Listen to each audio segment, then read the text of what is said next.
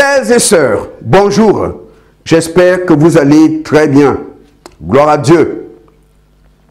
On entend aujourd'hui beaucoup de témoignages de toutes sortes. J'avais le sida. Jésus m'a guéri. Alléluia. J'avais le cancer, je ne l'ai plus. Le Seigneur m'a guéri. On entend beaucoup de témoignages. Je souffrais du diabète, je n'ai plus le diabète. Ça fait des années, je voulais un enfant. Jésus m'a donné un enfant. On entend un peu de tout. J'avais les maris de nuit. Je me masturbais tout le temps. Jésus m'a délivré. Je fumais la cigarette, j'étais dans l'alcool, dans les adultères. Le Seigneur m'a libéré. Gloire à Dieu. C'est bien. Mais attention, mon frère, ma soeur. Un jour, Jésus a guéri un homme qui était malade depuis 38 ans. Vous vous rendez compte? 38 ans de calvaire, de vie d'enfer. Malade depuis 38 ans. Jésus l'a guéri. Quelque temps après, Jésus rencontre cet homme dans le temple de Jérusalem. Et Jésus lui dit, tu es guéri, c'est bien, mais ne pêche plus de peur qu'il ne t'arrive quelque chose de pire. Jésus l'avertit. Et cet avertissement est pour toi. Si tu dis, Jésus m'a délivré du sida, maintenant je peux reprendre ma vie de débauche. Si tu dis, Jésus m'a délivré du diabète, maintenant je fais comme je veux. Attention. Jésus a dit à cet homme, tu es guéri, c'est bien, mais ne pêche plus de peur qu'il ne t'arrive quelque chose de pire. Je veux te dire, toi, qui as été guéri, qui est aujourd'hui content, tu n'as plus le diabète, tu n'as plus le cancer, tu n'as plus le sida. Aujourd'hui, tu es un enfant. Tu ne fumes plus la cigarette, tu n'es plus dans la masturbation ni dans les maris de nuit, c'est bien. Mais c'est le diable qui a mis ces maladies dans ton corps. Jésus t'a délivré. Mais si tu repars dans les voies du diable, dans les voies du péché, Satan t'attend au tournant. Satan t'attend au tournant. C'est pourquoi Jésus a dit à cet homme, tu as été guéri, c'est bien, mais ne pêche plus de peur qu'il ne t'arrive quelque chose de pire. Si, après ce miracle de Jésus, tu t'enfonces dans la débauche, tu t'enfonces dans le péché, tu as des gris-gris chez toi, tu vas chez des tradipraticiens, des marabouts, tu as le fétiche que ton père a donné. C'est là où le diable t'attend. C'est là où le diable t'attend. Et ce qu'il va te faire sera pire de ce que tu avais avant. C'est pourquoi Jésus a dit à cet homme, ok, tu es guéri mon cher ami, mais ne pêche plus de peur qu'il ne t'arrive quelque chose de pire. Je suis venu vous exhorter à garder votre délivrance, à garder votre bénédiction, de ne pas aller ouvertement dans les voies du diable, de rester fidèle au Seigneur Jésus, priez, méditez la parole de Dieu.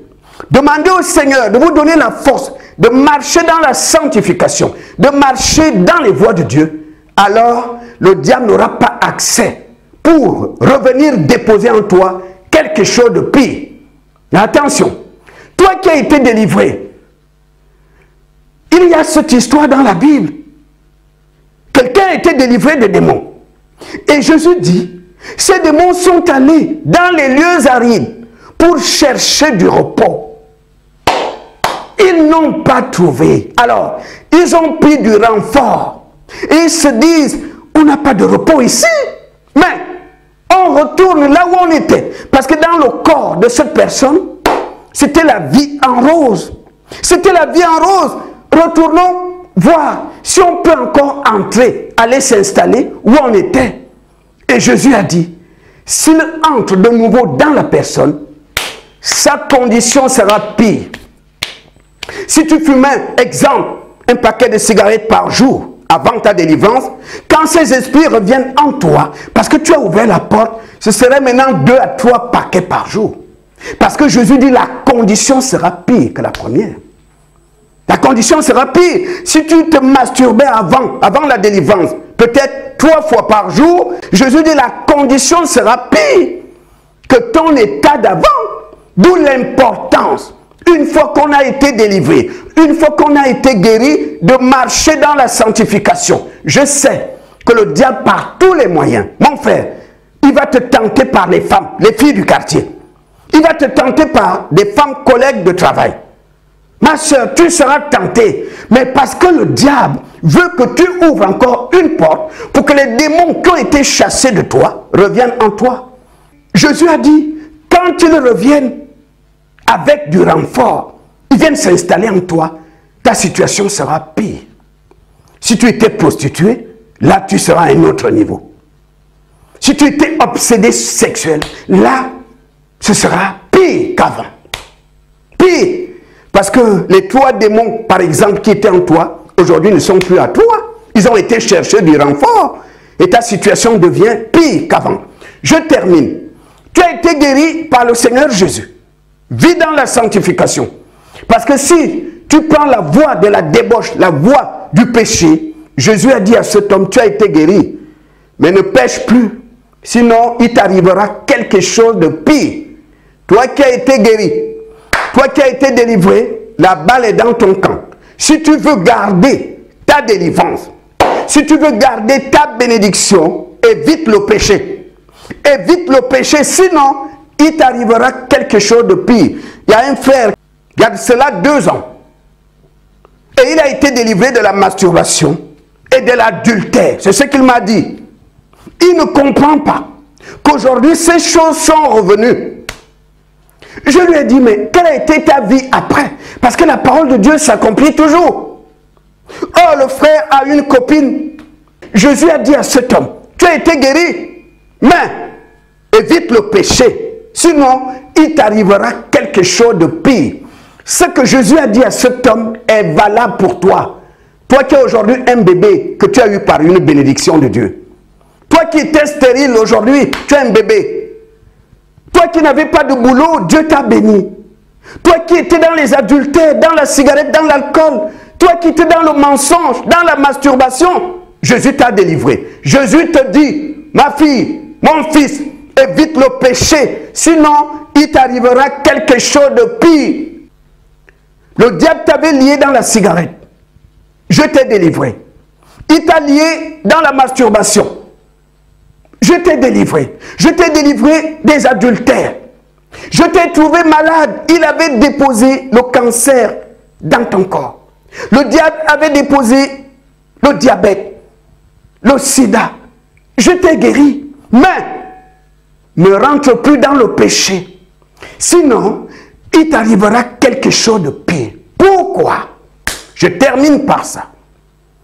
Une fois que Jésus te guérit, une fois que Jésus te délivre, le diable rôde.